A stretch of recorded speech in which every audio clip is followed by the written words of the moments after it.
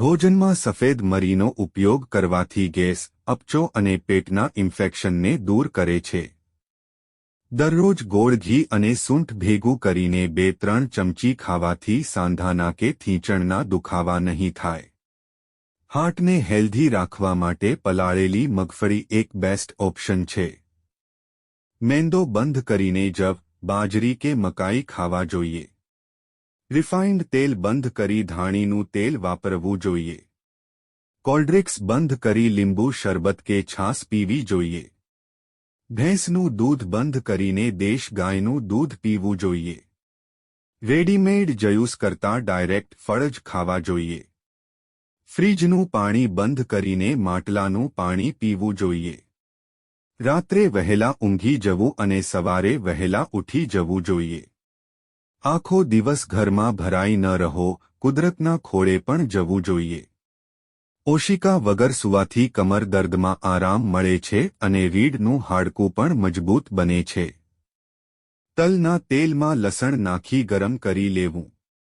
આ તેલના 2 ટીપા કાનમાં નાખવાથી કાનના સણકા મટે છે.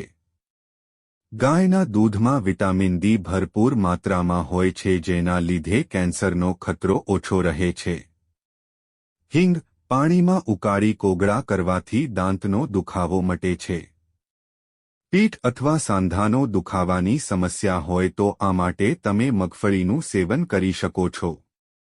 ભોજન બાદ વરિયાળી ખાવાથી ભોજન સરળતાથી પચે છે.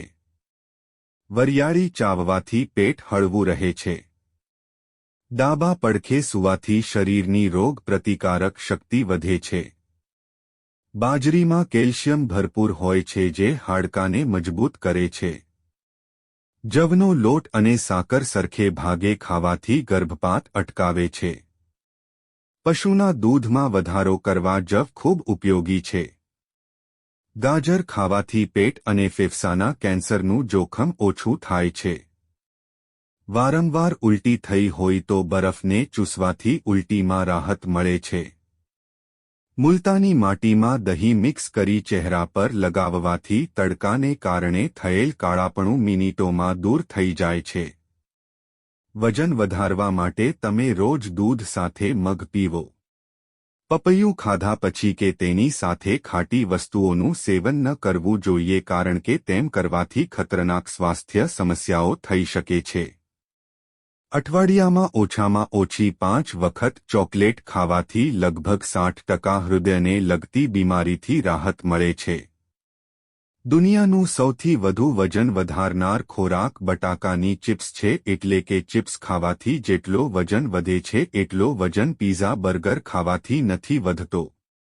ડુંગળીનો રસ, નારિયેળ તેલ અને એલોવેરા જેલને સપ્રમાણમાં મિક્સ કરો. આ મિશ્રણને વાળના મૂળમાં લગાડો, જેથી વાળ લાંબા થશે અને ખરતા બંધ થશે. દરરોજ 10 મિનિટ માટે ફુગ્ગો ફૂલાવવાથી ફેફસાનું કેન્સર અને હાર્ટ એટેકની સમસ્યામાં ફાયદાકારક રહે છે. કેળાની છાલ દાંત પર લગાવો અને 5 મિનિટ સુધી ઘસ્યા પછી બ્રશ કરો. દાંત મજબૂત બનશે અને સફેદ થશે. જવ, તલ અને સાકરનું સરખા ભાગે કરેલું ચૂર્ણ મધ સાથે ખાવાથી ગર્ભપાત અટકાવે છે. તુલસીના પાનનો પેસ્ટ બનાવો અને દાંત પર લગાવો. 1 અઠવાડિયામાં દાંત સફેદ થવા લાગે છે. જો તમે કમજોરીથી પરેશાન છો તો રોજ શેકેલા ચણાનું સેવન કરો, જેનાથી શરીર તાકતવાર બને છે. કાળા મરીમાં થોડુંક માખણ અને ખાંડ મિક્સ કરી રોજ ખાવાથી મગજ તેજ થાય છે. સવારે પાણી પીંધા વગર પાકું ટમેટું ખાવું સ્વાસ્થ્ય માટે સારું માનવામાં આવે છે.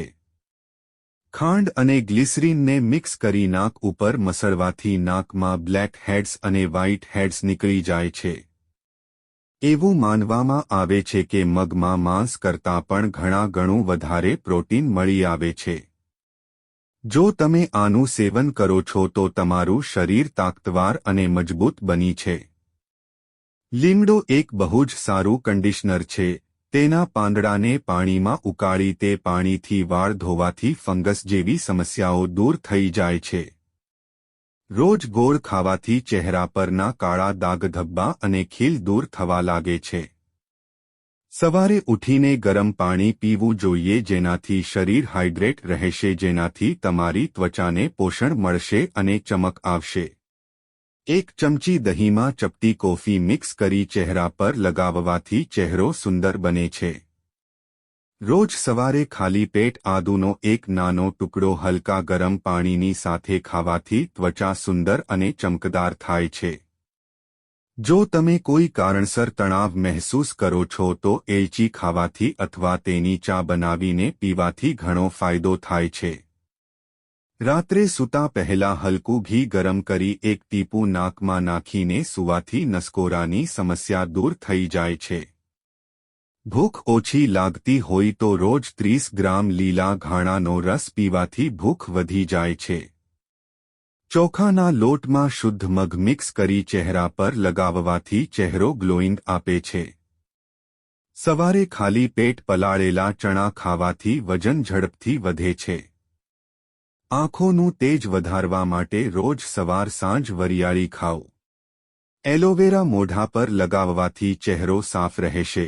એલોવેરા જેલ લગાવ્યા પછી ચહેરાને તરત ધોવાથી ત્વચા સોફ્ટ અને ગોરી થાય છે.